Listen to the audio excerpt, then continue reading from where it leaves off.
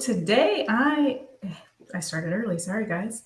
Welcome. So today I am going to talk to you guys about some of the biggest mistakes that I see in my office or in my sessions. So these are 4 ways that I see partners and spouses accidentally self-sabotaging, and they don't typically know that they're doing it. And so I want to make sure that if you are doing this, that you know what to do instead. Because chances are, even if you don't think you're doing it, you're probably doing at least one of them, maybe two. So the first thing I'm going to start with are requests. So I like to always identify the difference between a request and a boundary and information update. And I think it's important to be able to recognize what exactly are these things and then to make sure that we're not doing them. So the first thing that I always identify when I'm working with someone on setting boundaries is a request. So a request is simply just asking somebody to do something or asking somebody not to do something. And so what that might sound like is you might say, hey, can you pass me the salt? That's a request. You may say, I don't want you to drive the kids. I don't want you to drive the kids when you've been drinking. That's a request. You may say, I don't want you to drink at Thanksgiving. That's a request. So all of those things are requests. So a lot of times people think that when they give a request, that really they're setting a boundary. So then when the person doesn't actually follow the request, they get mad or sad or frustrated, or they just think they're walking all over my boundaries. And so I think it's really, really important to be able to identify that these are just requests. Some requests are way more important than other ones, but they're all still just a request. The next mistake that I see a lot of people making is they think that when they're giving an information update that they're setting a boundary. But this is not a boundary. This is just an information update. And so an information update would be telling somebody what you're going to do. And so I always think of this as an informed consent. So if you do this, then I will do that. So if you decide to drink too much when we go to Thanksgiving, just so you know, I'm going to get an Uber and come home. If you decide that you want to have this conversation when you've been drinking, that's totally fine. I can't help you with that. But what I'm going to do is I'm not going to engage in that conversation with you. Again, this is not a boundary. This is an information update. And the other thing that when we use information updates correctly, they help us stay out of ultimatums. They help us stay out of really sticky situations that when it's a really intense emotional moment, we've already said what we're going to do. So then we just have to do it. And the actual doing it is the holding the boundary. And so when we can use requests and information updates together, they're really strategic, easy ways to hold our boundaries. And so the next thing I want to talk about, I'm going to talk about this one a little bit longer, is actually setting a boundary and holding a boundary. So a lot of people, there's so much talk and there's so many talks and there's so much information on boundaries to the point where sometimes people even hate the word at this point. They're like, boundary this and boundary that and boundary this. And so to be able to recognize in my mind what I think of when I think about boundaries are 90% in your head.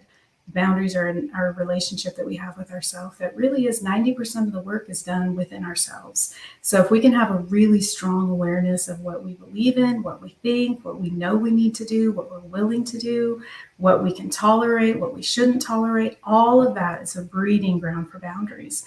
And so once we know all of those things as far as, hey, this is bad for me, or this is good for me, or this is what I will or won't do, then 90% of the heavy work is already done because we've already figured that out within ourselves in moments that were it wasn't really intense. The intense moments come when we have to hold it. So this is where we're going to pair the requests and the information update and a boundary all together. So if somebody comes home and they've been drinking and you've already said, hey, I really don't want you to drink around the kids. That's a request. And you've also said, if you choose to drink around the kids and I are probably going to go to my mom's just because I don't really want to have that situation around the kids. So now you've done an information update. So the time comes and you've already said to yourself, hey, the last 2 times when he was coming home and he was drinking, we fought, it was in front of the kids. I really don't want to do that today. So he comes home, you've already given a request, you've already given an information update. And so, okay, kids and I are going to go to my mom's. That's where the boundary is held. And you can see how when I say that, I make it out to be really calm. I get that it's not going to be this calm in your guys' living rooms. It might be, but it might not be. But the heavy work is done in your mind before any of this stuff even happens, because you've already decided in your own mind what boundary you're going to hold. And chances are, if you've already set the boundary in your mind, if he comes home drinking and the kids are home, then I'm going to go to my mom's. There's a ton of reasons why you've already made that boundary. a ton of reasons why you've already been mulling over what should I do in this situation. So all you do is you really be able to figure out in your own mind what's tolerable, what's not tolerable, what should I do in these moments. And then what you do is you prepare yourself for the next time a boundary needs to be made by giving requests, by giving information updates. And then when the time comes, you simply just launch into the boundary, which you've already said you're going to do. The other thing I really like about this 3-part strategy really is the request, the information update, and then holding the boundary is it allows you to decide if and when you need to hold this line.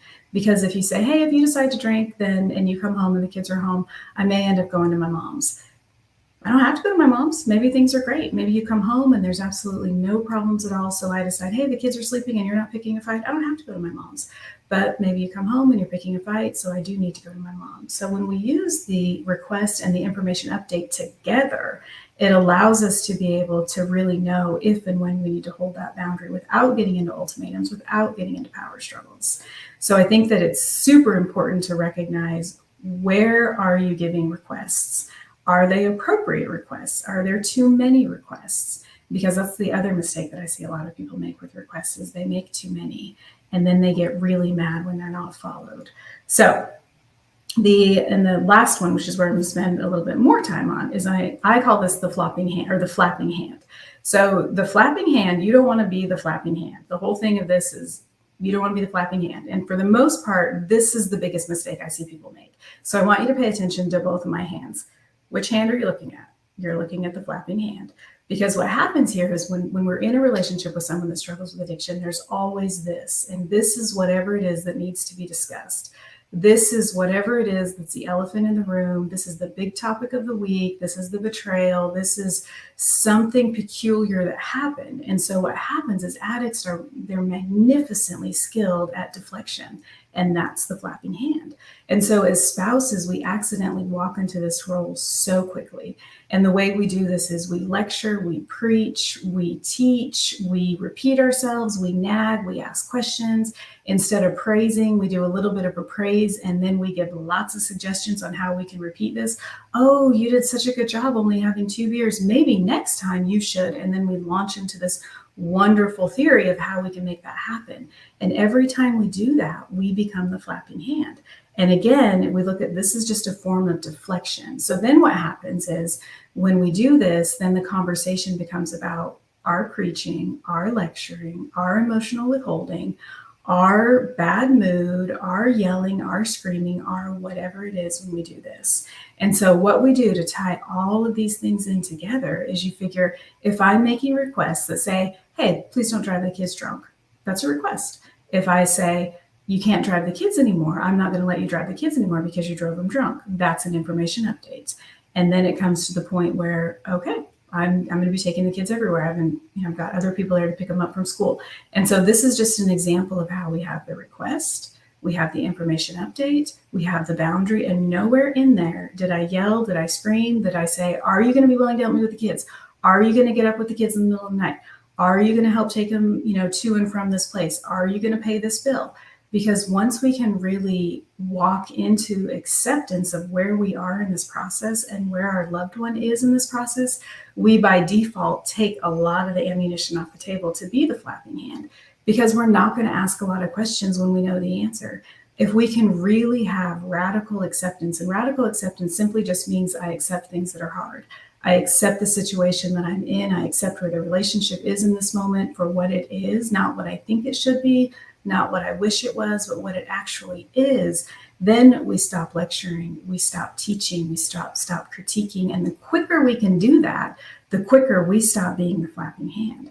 So I want you guys to really think about all of these things together, because this is how you really truly set good boundaries in your relationship. And remember what I said before, boundaries are 90% internal. So if I think, that's my own theory. So if I think in my mind that I really have a strong sense of awareness of what's good for me now, and what's good for me now might not be what was good for me 2 months ago. It might not be what's good for me in 2 weeks from now. But for right now, where I'm at in this process, if I can have a really strong sense of awareness on that, then I am going to set my expectations in what is good for me and what is good for my situation in my own mind. And once I develop a ton of awareness around that, I'm going to make requests that match that. I'm going to make information updates that match that. And once I do that strategically and consistently, then when the time comes for me to actually set a boundary, I can set it. And chances are I don't even have to declare it's happening. I can just do it because I've already said what I was going to do.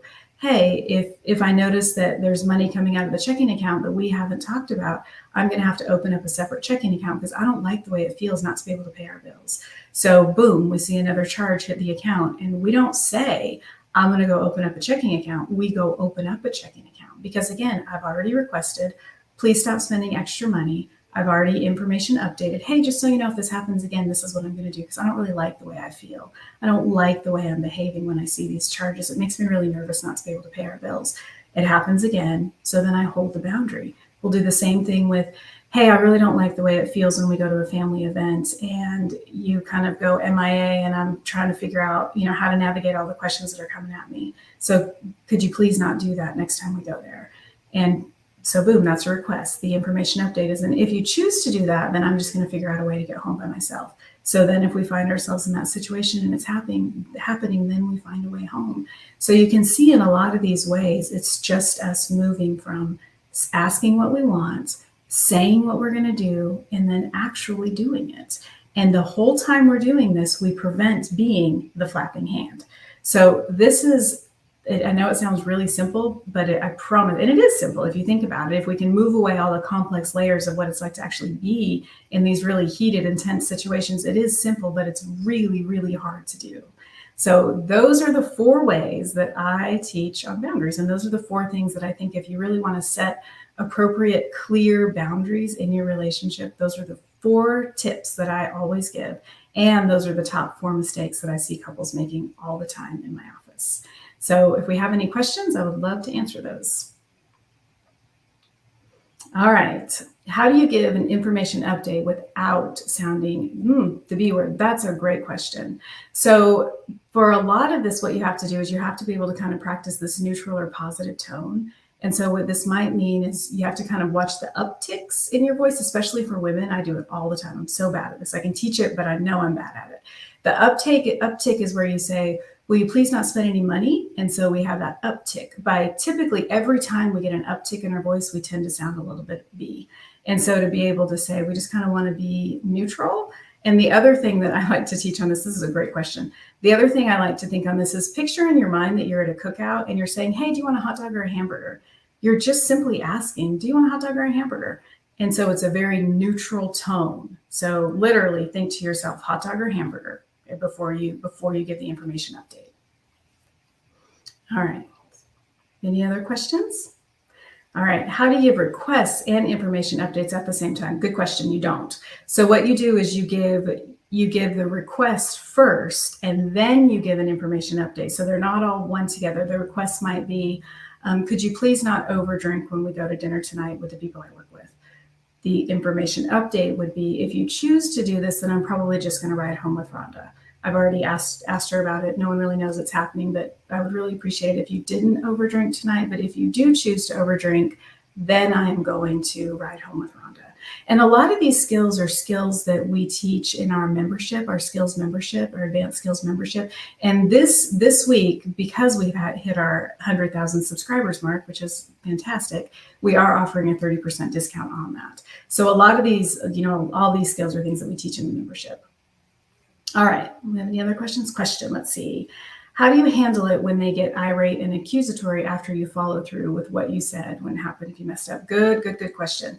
So this is what we do. You, again, just like the hot dog and the hamburger, you have to maintain this really strong sense of collectedness, I guess, because what they're trying to do is if you've taught them the flapping hand works, and I know this is a silly thing to look at, but it's a really good visual, because in that moment, it's easy. If he or she's becoming irate, they want you to be irate. They want to switch positions, because when they become irate, if you take the bait, then they just sit there and they watch. Look at her go crazy. Look at her lose her stuff, because then you've walked into flapping hands. So what you do in that moment is you stay, again, hamburgers or hot dog. You stay really, really calm and collective, and every single person has a breaking point. You have to know yours. So, and by the breaking point, I mean to the point where you're going to lose your temper or you're going to say something ridiculous. So if you know yours is pretty short, and a lot of times people are, then you just need to say it, and then you need to probably exit the room. Let's see. How do you know the right boundaries to set? Sometimes I'm just so angry, I don't know what the best thing to do, what to do is, and the emotions take over. That's a good point too. This is where I think it's really important to pay attention to what I said before, where boundaries are 90% personal. They're decisions we make with ourselves. Like a really easy one I always use because it's easy to relate to, and is just I don't like people. I don't like my kids to be around adults that are mean to their kids. So when we go to the park or we go anywhere, if there's an adult that's really snapping at their kids, I don't have to ask myself in that moment, what do I do? How do I get my kids off the slide? Because I'm so convicted in this boundary. If I can prevent my kids from being around this, I do. Just, I don't like it. Plus me, I don't like to be around that situation. So when we think about the right boundary to set, we think about this when we're in our quiet moments. We think about this reflecting on other times that maybe we lost ourselves or we lost our temper. And if we can identify that before the moment comes, then we do that, because if we can do that, it prevents you from being so angry. And in the moment, if you feel like you're super angry and you just don't know what to do, don't set a boundary, because chances are you're going to give away your personal power. So you can simply just say, hey, I need a minute, or you can just say, we can talk about this later. But if you're really, truly overcome with anger, that's not the time to set a boundary. Let's see. After trying to help my alcoholic brother by letting him stay with me for 2 weeks, I asked him to leave when he didn't follow conditions. How do I rearrange or something? That's okay. So he is very angry and homeless. I would say you really, how do I rearrange with him? I think you can say to him, staying here didn't really work for either one of us. And you can just kind of help him identify or validate the fact that it didn't work for either one of you. And if there's something else that you want to do to help him, you certainly can. How do I re-engage with him? Sorry, I misread that. So I think that you can certainly reach out to him and just say, hey, this wasn't working for either one of us. And you can offer him something else. Can I take you to lunch? Or you can offer just something kind in there, but validate that it didn't work for either one of you. And he probably will be angry. And that's okay, because again, that's possibly a flapping hand moment. Because with addiction, if they can deflect, then it feeds that self-pity and that resentment. Plus the disease is still very much in his mind going on. What's a good boundary for the addict who hasn't worked for a year? Is it probation and continues to drink? Should we call probation? I wouldn't call probation on that one, because what that's going to do is that's going to put you in the bad guy role. If you want to call probation because it's hitting a boundary inside of yourself, because remember, boundaries they're about these relationships we have with ourselves. So if something inside of you is saying, hey, this doesn't feel good on my part, and this is crossing over my boundary, then you can call probation. But if it really is, hey, I think this will help him get into recovery, or he needs to be told on, then I would not call. Can you be addicted to money? Absolutely. Yes. Yes, you can be addicted to money. You can be addicted to spending money. You can be addicted to making money. This is where spending addictions, gambling addiction. Yes, you can be addicted to money. What do you do when they follow you around trying to get you? Oh, this one is so infuriating, and I get it all the time. So this is, and if you typically, if you are the flapping hand typically, and you are the one, you yell or you scream or you withhold. I didn't mention withholding. Withholding is another way to be the flapping hand, even though it doesn't seem like it. But if you withhold your love or your attention, then what they do sometimes is they just nag and nag and nag and nag until they get you to finally do whatever it is that they want you to do. So when they follow you around, one, they're going to do this if you're learning not to be the deflector, if you're learning not to be the flapping hand. They are going to follow you around, hoping that they can get you back into that role.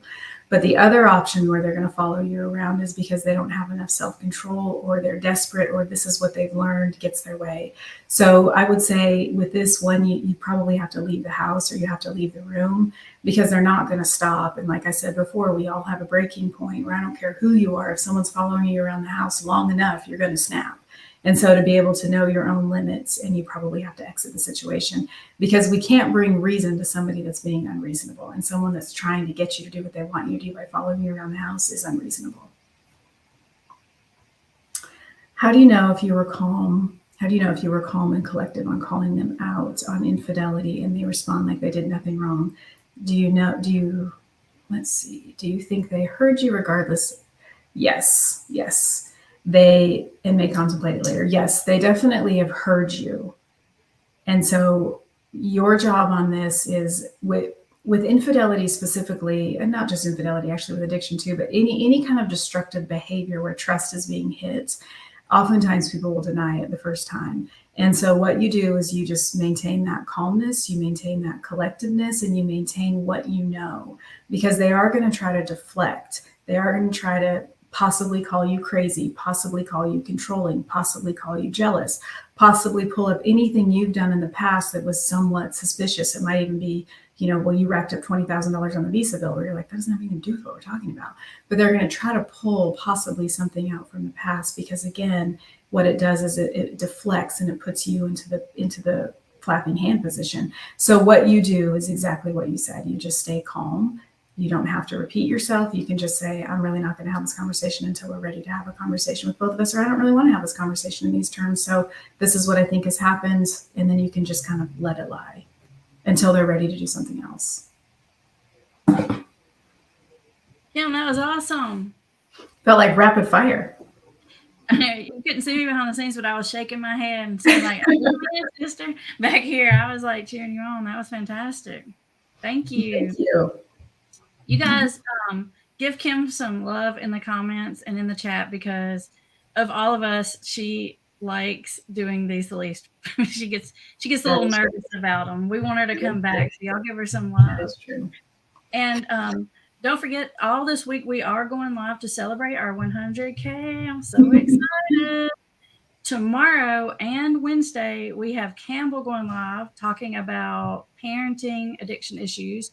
On Thursday, we have the founder of ART, Accelerated Resolution Therapy, coming on live. And on Friday, I will be doing a special Ask Amber episode where I'm just here to answer all of your questions. So we're super excited. Thank you guys for everyone who helped us get here. If you are not a member of our Advanced Recovery Skills membership, this week is a great week to do it, because you can get 30% off. You can use the code and check out Celebrate, all caps, 100K, and it's also in the description in case you need it. All right, everybody, we will see you here tomorrow at 1 Eastern. Thanks, Kim. Thanks for having me. All right, bye.